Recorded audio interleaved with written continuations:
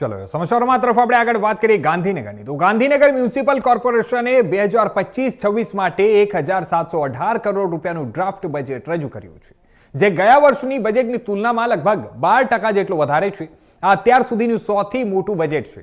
Draft બજેટમાં સામાજિક અને માળખાકીય સુવિધાઓ, ભૌતિક માળખાકીય સુવિધાઓ માટે 1186.61 કરોડની જોગવાઈ, આરોગ્ય માટે 40.18 કરોડ, શિક્ષણ માટે 16.90 કરોડ અને મનપાના વિસ્તારોની સફાઈ માટે 161.75 કરોડની વ્યવસ્થા કરવામાં આવી છે.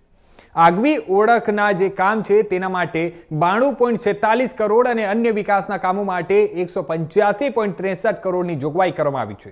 આ રીતે કુલ 1903.8 કરોડના બજેટ માટે આવક tax, non tax revenue grant અને કેપિટલ આવકના માધ્યમથી 1787.83 કરોડની રૂપિયાની આ વ્યવસ્થા કરવામાં આવી છે. આ સાથે સાથે જણાવી દઈએ કે અંબાપુર વાવને પર્યટન સ્થળ તરીકે પણ વિકસાવવામાં આવશે.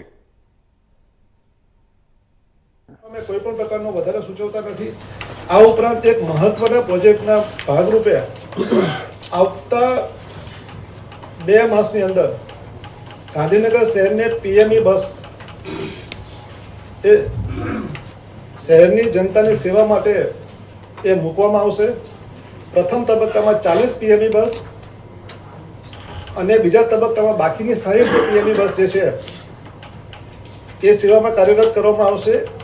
આ પીએમઈ બસના સંચાલન માટેની તમામ જે ઇન્ફ્રાસ્ટ્રક્ચર, ડેપો બનાવવાની અને ઇલેક્ટ્રિકલ ચાર્જિંગ જે ઇન્ફ્રાસ્ટ્રક્ચર છે, આ તમામ કામગીરી અમારી કક્ષાએ પૂર્ણ છે, પ્રગતિ હેઠળ છે અને કેટલાક બહુ ટૂંક સમયમાં આ પ્રોજેક્ટનું અમલીકરણ કરવામાં આવશે. પાણીની ગુણવત્તા, લીકેજીસના મોનિટરિંગ અને સુપરવિઝન માટે એક કમ્પ્લીટલી સિવિલ, મિકેનિકલ અને એની સાથે ઇલેક્ટ્રિકલ એન્જિનિયરિંગની જે હેલ્થ રિલેટેડ જે એસઓપી જે છે એને લેટર એન્ડ સ્પિરિટ અમલ કરવામાં આવશે. આ ઉપરાંત એક આઈટી બેઝ સતત આ જે પાણીના સપ્લાયનું, એના ક્વોલિટીનું, એના જુદા જુદા જે વેલ્યુઝ જે છે એનું મોનિટરિંગ, સુપરવિઝન ગાંધીનગર મહાનગરપાલિકા દ્વારા કરવામાં આવશે. ત્યાર પછી ગાંધીનગર શહેરમાં ખાસ કરીને દક્ષિણના જે ગ્રામ્ય વિસ્તારો હમણાં તાજેતરમાં 5 વર્ષ પહેલાં ભળ્યા છે, એ ગ્રામ્ય વિસ્તારના ગામોને નર્મદાનું પાણી મળી રહે એટલા માટે અમે સરકારશ્રી સમક્ષ અને ખાસ કરીને સરદાર સરોવર નર્મદા નિગમ લિમિટેડ પાસે અમે 40 MLDની માગણી કરી હતી અને સરકારશ્રીએ 40 MLDની માગણી મંજૂર કરી દીધી છે.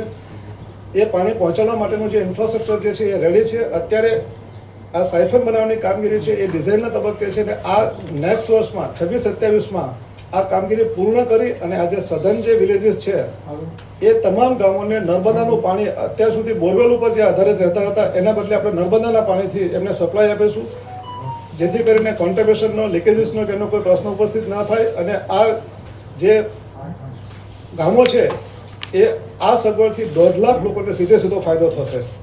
આ ઉપરાંત અમિયાપુર, પેથાપુર, કોબા, પોર, પાલજ, કોટેશ્વર, ભાટ ખાતે કોમ્યુનિટી હોલનું આયોજન કરવામાં આવ્યું છે. વાવોલ, અમિયાપુર, ખોરજ નવીન જે ફાયર સ્ટેશન બનાવવામાં આવશે. અત્યારે હાલ અમે સરગાસણમાં, ખોરજમાં અને એક કોટેશ્વરમાં બનાવી દીધા છે. આ ઉપરાંત બીજા 3 વધારાના, એટલે ગાંધીનગર શહેરમાં કુલ 7 ફાયર સ્ટેશનની સુવિધા આવતા વર્ષોમાં મળી રહેશે. 4 તો અત્યારે ઓલરેડી કાર્યરત છે.